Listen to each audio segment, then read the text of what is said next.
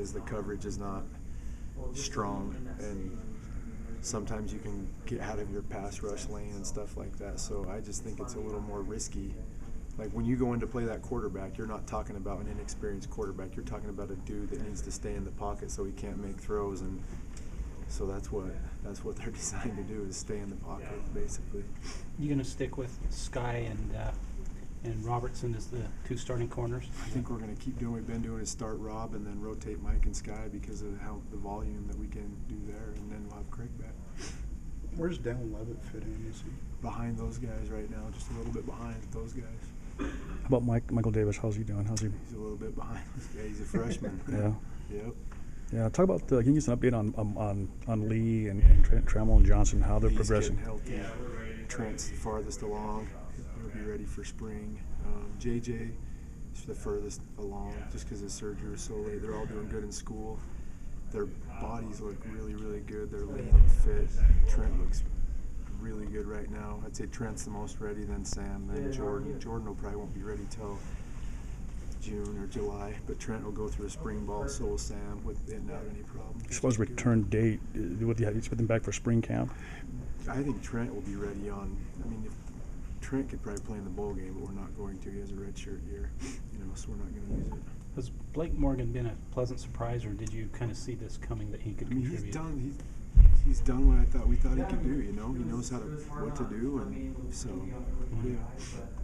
That 3rd and 21 play, are there big picture lessons out of that small picture?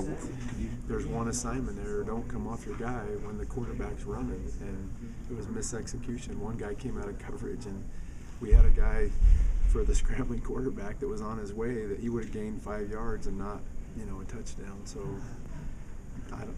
if you don't execute, the lesson to be learned is do what you're supposed to do, and it'll work out better than not doing what you're supposed to do. I know it's kind of a weird question because you guys did win, but had you lost that game, does it become a much tougher week to coach as far as instruction, getting the guys out of the flatness for a short week? I haven't thought about that before, but I think it's good to win, and it's really, you can coach hard when you win, because everyone feels good, and the attitude's good, and you can coach mistakes really critically and really assess exactly what is going on. And so that's kind of our mindset. We try not to beat around the bush here with our guys. They're adults, and so we tell them what we need to fix, whether we win, lose, or draw. We're going to try to get better. That's kind of the ultimate goal, but it was dang fun winning that game for sure. We've been in games like that where we couldn't win. Oregon State last year, we got in a shootout and we couldn't win it. And so to me, that says that what we're doing on offense is warranted, and I'm glad we're doing it because they kept us in that shootout that we wanted, and so it was awesome.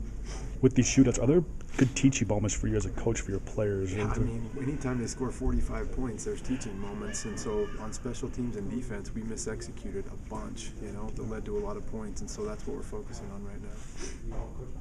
You might have touched on this thing, but just having Craig back, what difference does that make for you? I think it's good. I think it's a guy that, just experience and doing his job and playmaking, I think increases right there, definitely. So we're excited to have him back. He's done a good job this year, a really good job.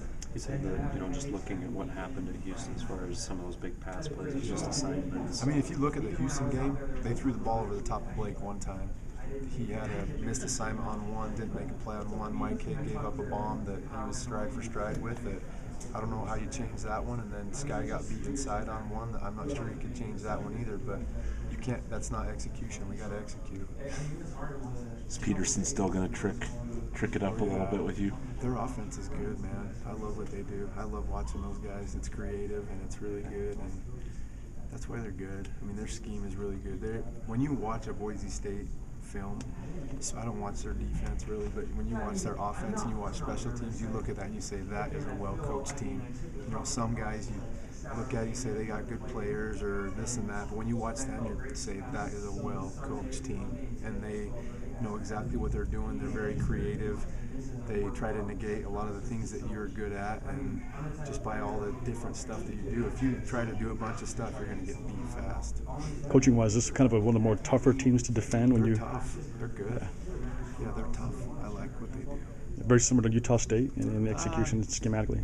A little bit, yeah, similar. They're doing a lot of stuff, yeah. What do you see about with like they have Grant Hedrick in from Southwick being gone? What kind of changes or what does he kind of bring? I think their offense is the same. Like I said before, I think that he's fast and he runs the ball. So what you're going to see is, you know, you're going to see similar to Chucky Keaton to similar to the dude we just played, is a scrambling quarterback that can chuck it.